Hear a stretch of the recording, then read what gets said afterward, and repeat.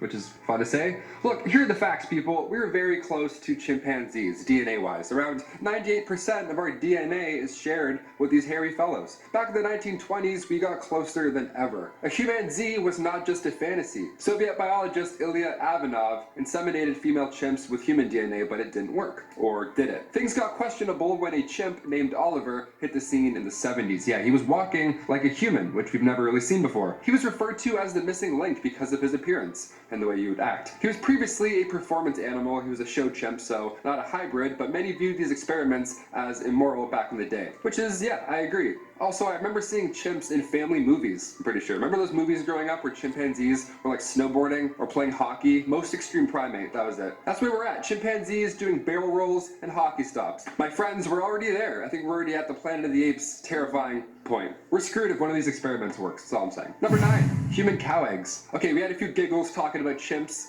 Time to get into the real scary science. Back in 2008, hybrid research was being done. Human-animal hybrid research, obviously. The whole idea was to find a cure for Parkinson's disease. I like these projects because we're moving forward, at least. We're not just doing it because we're like, let's see if we can bring dinosaurs back. We're trying to find a solution. Otherwise, we don't need to be poking around cows. Nobody needs 3 bowls of cereal before gym class, okay? There's other ways to wake up in the morning. Let's just leave cows alone for like a bit, maybe? Scientists used the nucleus of a cow egg. They took it out and replaced that nucleus with the human and skin cells. And then in a little time, the egg can develop and turn into a blastocyst, aka a cloned embryo. And there we have stem cells for said science. Again, this is a lovely step, but how far do we go here with DNA mixing? How much DNA are we gonna mix before we're like, stop? Things could go south. For example, just like the number 8, Kanga. Perhaps the earliest example of human-animal hybrid testing. Scientists recently learned about this donkey hybrid that roamed ancient Mesopotamia. This was a time even before horses arrived, so they had to do something. Large Kangas would pull wagons, and smaller ones would help pulling plows and smaller loads. These little guys were the talk of the town. Imagine a hybrid animal before horses. No wonder they were a status symbol back then. 4,000 years ago, they were given as gifts for weddings. Nice, yummy. Oh, I wonder what this one is.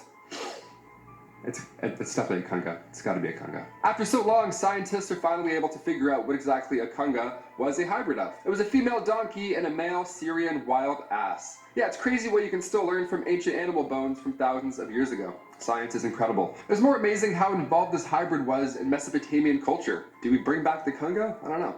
Kinda seems like we could use them. Number 7, woolly mammoth. It was announced less than a year ago that a team of scientists and entrepreneurs over at a new biosciences and genetics company called Colossal, they got the funding finally for quite this project. They're planning to bring the woolly mammoth back to life. Yep.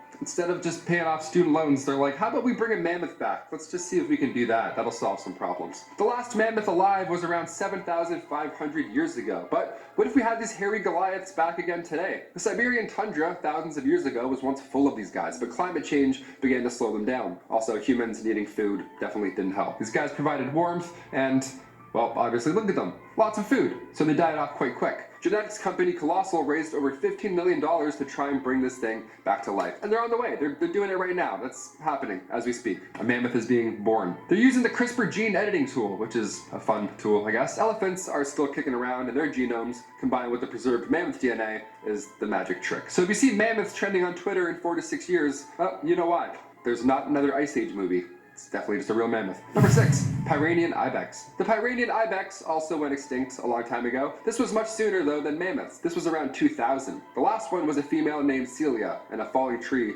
sadly ended her life. Of all the ways to go, really? Come on, man, that's sad. It was a subspecies of the Spanish ibex. They were native to the Pyrenees Mountains on the border of Spain and France. Back in the medieval ages, their population was reduced drastically to an endangered level because of, knights and swords and bows equals lunch, right? So the numbers dipped, more than fair. There's armies to feed. But in 2009, science was ready for the Pyrenean ibex to return. It was successfully cloned and brought back from extinction for 7 whole minutes. Yeah, 7 minutes in heaven, or 7 minutes out of heaven, rather. DNA for the last living lady was implanted in the womb of a domestic goat. Yeah, a little goat hybrid. Lung complications are why the clone sadly didn't last, but we had a hybrid medieval animal for 7 minutes. We're getting close. Number 5, the super cow. Moo, but with a lot of O's. Introducing the super cow. Okay, start your day off with some super milk, and then have a super stomach ache.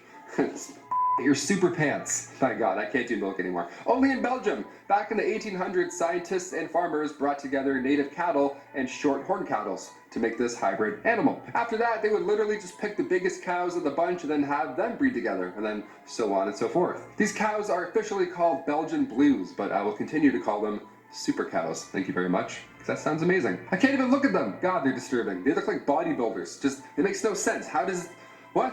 Where does that come from? Let's move on. Number 4.